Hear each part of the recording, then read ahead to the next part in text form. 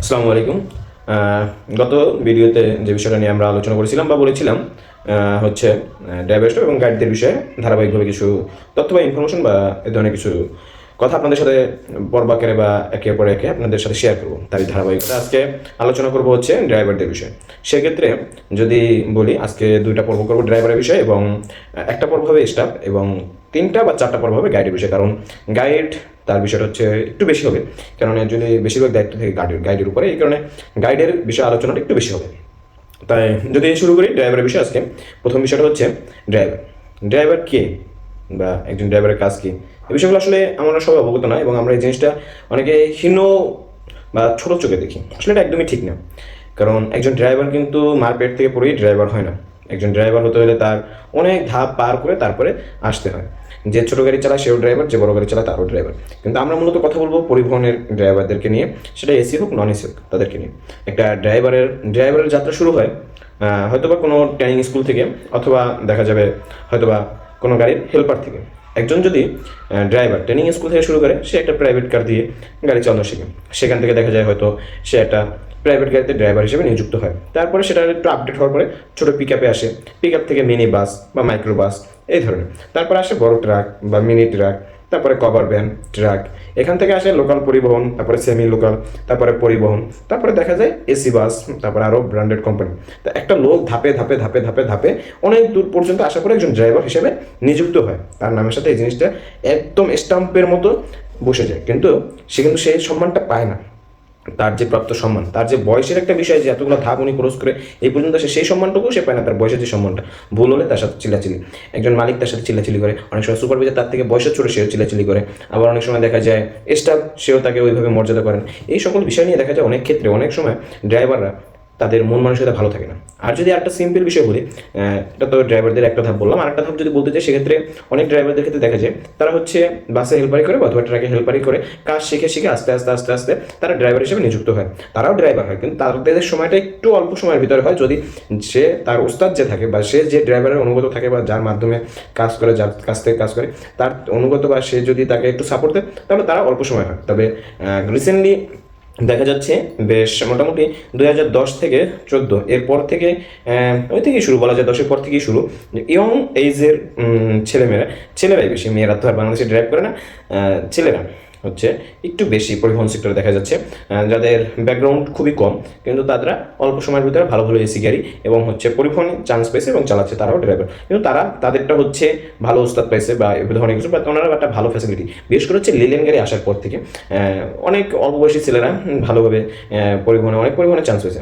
Linen গাড়িটা বাংলাদেশের প্রচলনটা বেশি হওয়ার পরে, কিন্তু যখন আমাদের দেশে বেশিরভাগ সর্বত্রে জাপানি গাড়ি এবং টাটা গাড়ির প্রচলন ছিল, তখন বেশিরভাগই দেখা যেত সিনিয়র। যদি একটা সিম্পল এক্সাম্পল স্বরূপ বলি, যখন আমি গাইডিং করতাম, যাদের সাথে, যে সকল ড্রাইভারদের সাথে আমার ডিউটি পড়ছে, বেশিরভাগ ড্রাইভারদের এইজ ছিল, এইজের কথা বাদ দিই, ড্রাইভিং এক্সপিরিয়েন্স ছিল আমার এইজের থেকে বেশি।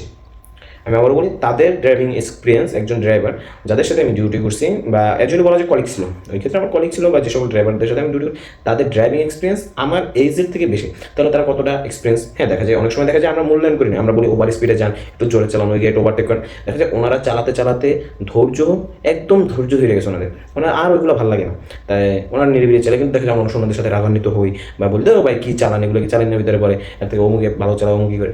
একটা জিনিস আমাদের মাথায় রাখতে হবে, উনি চালাচ্ছেন। কখনো আমরা চেষ্টা করবো না একজন ড্রাইভারকে ওভার প্রেশার দেওয়ার জন্য, সে তার মতো চালাক, এটাই বেটার। হ্যাঁ, আমরা হেল্প করবো তাদেরকে যতটা সম্ভব তার গাড়ি চালানোর ক্ষেত্রে। অনেক সময় দেখা যায় লেট নাইট একজন ড্রাইভার গাড়ি চালাতে ক্লান্ত হয়ে যাচ্ছে। এটা গাড়ি চালানো এতটা সহজ না যতটা সহজ আমরা ভাবি। যে এক্সিলেটার পাড়া দিল, ক্লাস পাড়া দিয়ে গিয়ার ফেলাইলো, গাড়ি চললো, আর থামানোর দরকার ব্রেক ফেলাম, এতটা সহজ না। একটা জায়গায় বসে পুরো একটা গাড়ি মেজারমেন্ট, দেখা যায় একটা গাড়ি, কোনো গাড়ি থেকে ছোট, কোনো গাড়ি বড়, তার ওই লুকিং গ্লাস থেকে এবং তার যে এটা একটা মেধার কাজ বলতে না যায়, তার একটা এক্সপিরিয়েন্সের বিষয় আছে। এক জায়গায় বসে আমি একজনের কাছ থেকে এই ধরনের কথা শুনছি, আমি এমন একটা পার্সন, ড্রাইভার মানে এমন একটা পার্সন, যে এক জায়গায় বসে 6 জায়গা ঠিকমতো খেয়াল রাখে। কীভাবে? সামনে পিছনে সাইড নিচ উপর সব কিছু তার খেয়াল রাখতে হয়। যেমন 6টা দিক কীভাবে, একটা এটার যেমন 6টা তল, সামনে পিছনে 2টা সাইড গেল, ডান বাম 2টা সাইড গেল, 4টা উপর নিচ, 6টা টোটাল। এই 6টা জিনিস একটা ড্রাইভার এক জায়গায় বসে মেজারমেন্ট রাখতে হয়, এবং কি তার গাড়ির ভিতরে যে প্যাসেঞ্জাররা থাকে সেই জিনিসটাও তার খেয়াল রাখতে হয়।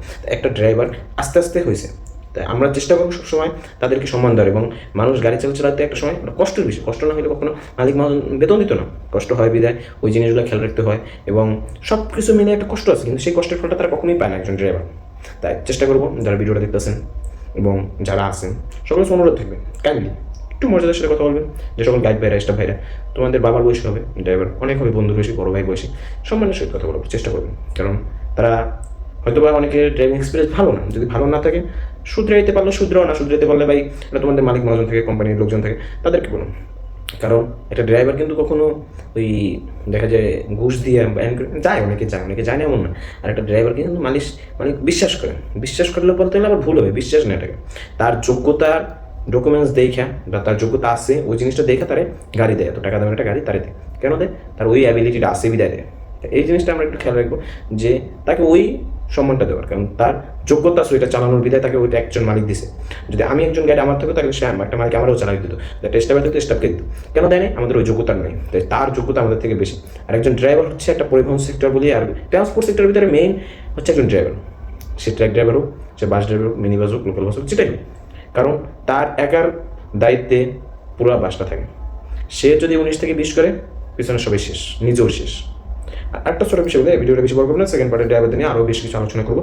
সেকেন্ড বিষয় যদি বলতে চাই, ভিডিওটা যারা দেখতেছেন, বিশেষ করে ড্রাইভার ভাইরা যারা আছেন দেখবেন, তাদের কাছে একটা প্রশ্ন থাকবে, মাসে যদি 15টা ট্রিপ মেরে থাকে, 15টা ট্রিপের ভিতরে কোনো ড্রাইভার 10টা ট্রিপ গালি খাওয়া ছাড়া মারতে পারে না।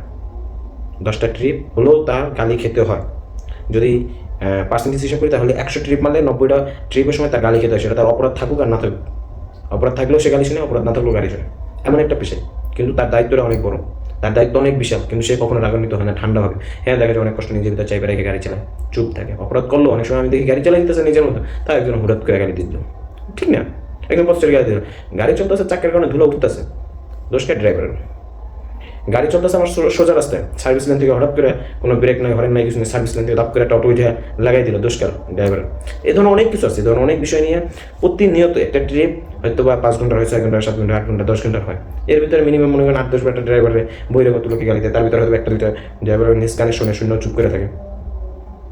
বিষয়টা এরকম, একটা মানুষ যদি আমি মনে করি, আমরা ব্যক্তিগতভাবে যদি মনে করি যে সবথেকে ধৈর্যশীল ব্যক্তিকে, মানে মানুষের ভিতরে ধৈর্যশীল ব্যক্তিকে বা পেশার ভিতরে আমি বলবো একজন ড্রাইভার, কারণ সে অনেক ধৈর্য ধরে থাকে। একটা কথায় কথিত আছে যে গাড়ি চালানোর সময় ভাবতে হবে সবাই পাগল, সবাই খারাপ, কিন্তু আমি একা ভালো। আমার পাগল হলে চলবে না, আমি আমার মতো। যদি সবাই পাগল হয়ে যেত তাহলে দৈনিক কিন্তু অ্যাক্সিডেন্টের হার বাড়তো, অ্যাক্সিডেন্টের হার কমতো না।